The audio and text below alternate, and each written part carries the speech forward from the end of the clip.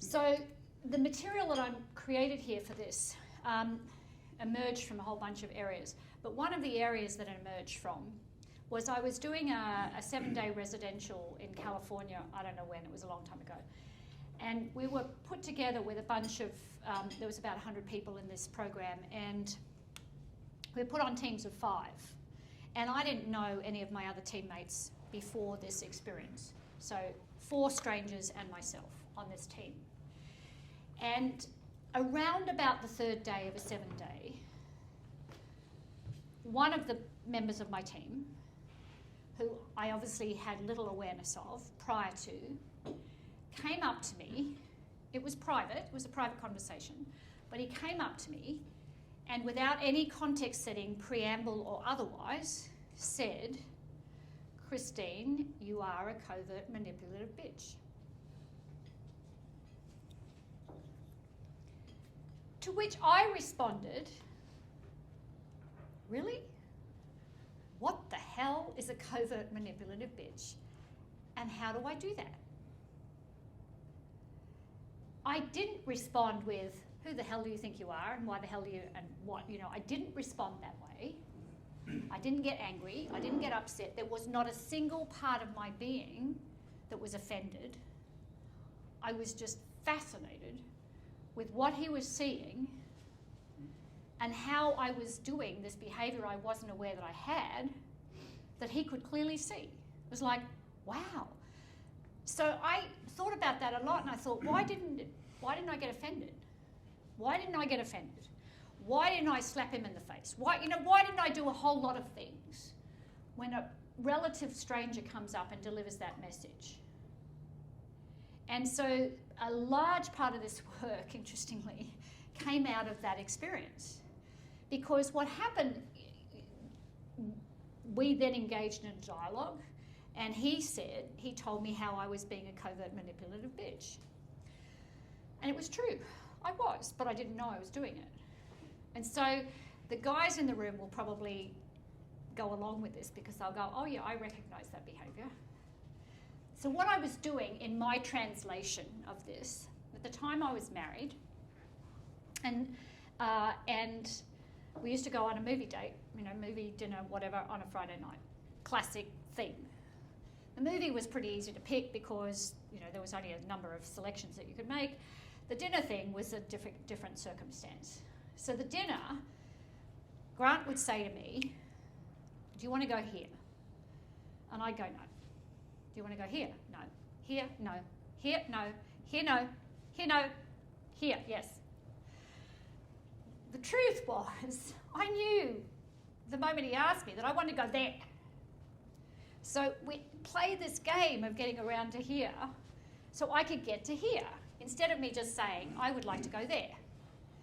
And that's a small way of manifesting this, but that was the kind of manifestation. I was manipulating my way, I didn't even know I was doing it, to get what I wanted, rather than simply saying, "You've asked me a question, I would like to go here.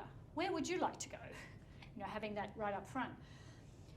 So it was a massive realisation for me, and that's a small example of how I was doing it, but it was a realisation that I didn't know that I was doing this whole thing to get what I wanted, rather than just saying, "I want this, and can we negotiate," or whatever else.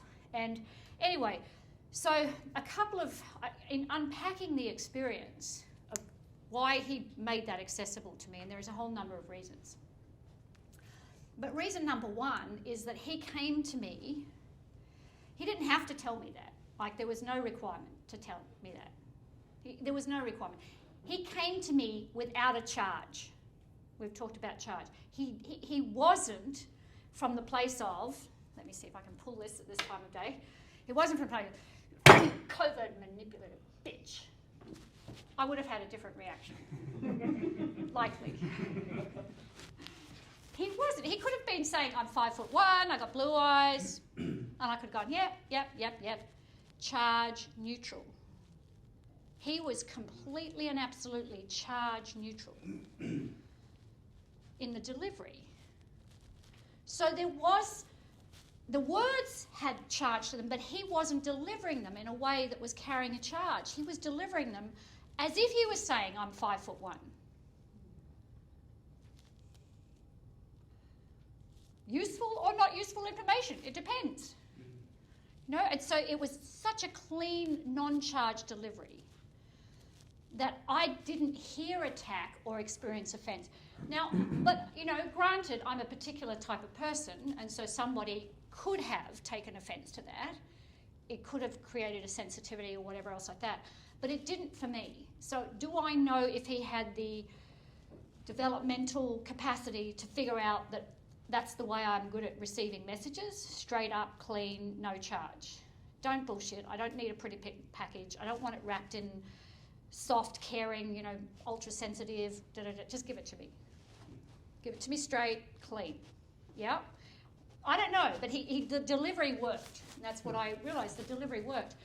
And so the other thing, so he didn't have a charge and he didn't have an agenda. He wasn't trying to fix me. He wasn't trying to change me. He wasn't trying to do anything except point out a behaviour that he was seeing that he probably figured out I didn't know I had. So there was no, I'm going to get pissed if you don't change, or if you don't do this, you know, I want you to be different, you know. There was no hook in it. It was just clean delivery, piece of information, take it, leave it, thought you might like to know, it might be a benefit, that's it. And so a part of, you think about that and you go, why would someone do that? Why would they come up and risk me turning into a snarky whatever, which is quite entirely possible, and risk doing that? You know, and so I sat in that question. This is kind of the basis of what created this Speak the Truth element, is because it was such a successful way of doing this.